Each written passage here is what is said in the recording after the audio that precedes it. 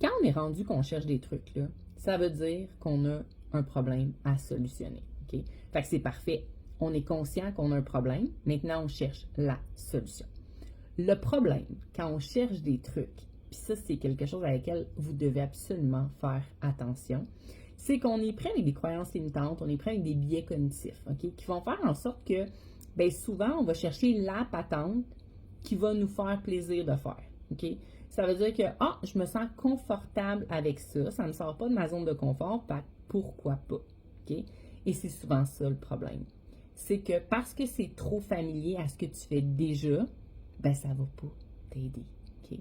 Puis ça se peut là, que toi, mais tu aies pris le temps vraiment de t'informer, tu as vu plusieurs façons de faire, puis tu fais comme, mais ça, c'est comme par exemple l'éducation cognitive et ludique, tu fais comme, crème, ça fait beaucoup de sens, c'est quelque chose dont j'ai jamais entendu parler, ouais, ça me sortir de ma zone de confort, mais quand même, si je ne l'ai pas fait, ben, ça a beaucoup plus de chances de m'apporter des résultats que ce que j'ai déjà fait par le passé, OK?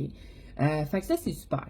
Mais si tu prends juste un truc par-ci, par-là, de ce qu'on te demande de faire avec l'éducation cognitive et ludique, ben, tu n'auras peut-être pas de résultat parce que tu vas appliquer une stratégie parmi des dizaines de stratégies, OK? Fait qu'on s'entend que ça n'a pas le même pouvoir.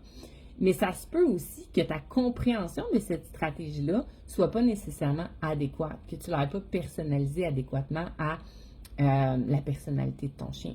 Je vais prendre par exemple les activités masticatoires, OK?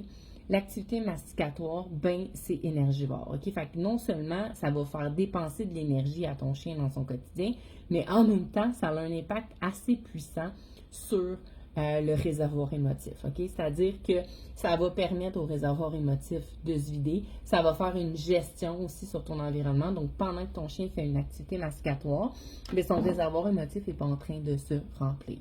Le problème avec l'activité masticatoire, c'est la façon dont il a été intégré dans le quotidien de ton chien, OK?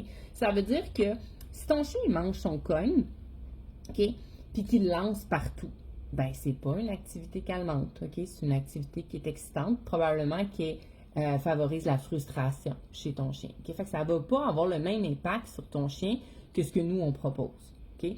Autre chose, c'est que si tu offres des activités masticatoires, puis c'est pas principalement le repas de ton chien, OK?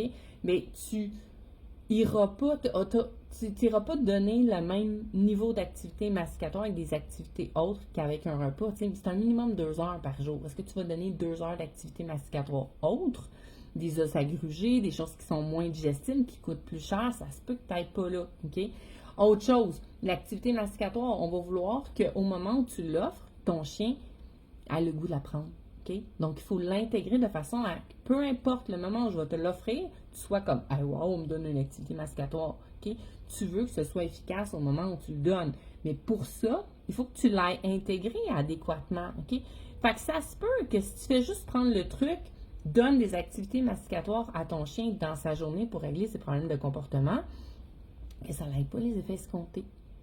Parce que c'est pas utilisé de la façon, en fait, c'est pas utilisé de façon optimale, OK? Puis c'est pas utilisé de façon optimale parce qu'il te manque plein de notions, OK? Pour comprendre ce que tu fais, puis l'ajuster à ton chien pour obtenir les résultats que tu as besoin. OK? Est-ce que tu me suis? Fait qu'il faut faire attention avec les trucs. C'est super important de faire attention avec les trucs parce que si tu ne l'utilises pas adéquatement, puis que tu n'as pas les résultats que tu veux, qu'est-ce que ton cerveau va se rappeler? Il va se dire, OK, ben c'est de la merde ce truc-là, fait que je vais le ditcher. OK, je vais l'enlever. Genre, ça sert à rien. OK? Puis là, tu vas butiner de truc en truc jusqu'à temps que tu trouves la formule magique. Mais la formule magique, elle n'existe pas, là. OK? C'est ce qui fonctionne rapidement, je t'en ai déjà parlé. Fâche-toi après ton chien. Fais-y suffisamment peur, OK? Pour qu'il arrête, OK? Puis pour qu'il devienne comme full inhibé, OK? Ça, c'est un truc magique, OK? C'est pas un truc bienveillant, c'est pas un truc positif pour ton chien, c'est pas un truc qui va l'aider à percevoir la vie positivement, OK? Mais c'est la patente qui fonctionne comme ça si tu le fais comme faut, OK? Nous, on s'en va pas là, OK? Fait que si tu prends juste des trucs comme ça, tu les essayes, puis que tu n'as pas de résultat, ben c'est important peut-être d'aller chercher de l'aide à ce niveau-là, OK? Donc, puis d'arrêter de retourner dans tes anciennes habitudes en disant, bon, ça n'a pas fonctionné, fait que je vais passer à autre chose. OK? Fait que si tu es prête à aller de l'avant, OK? Puis c'est pas juste aller chercher des trucs, mais vraiment aller chercher les stratégies, les connaissances qui vont avec ces stratégies-là. Il y a 3 services que je peux t'offrir avec Intervention Câlin. Il y a la maternelle de luxe, il y a Calmo Cube, puis il y a Care.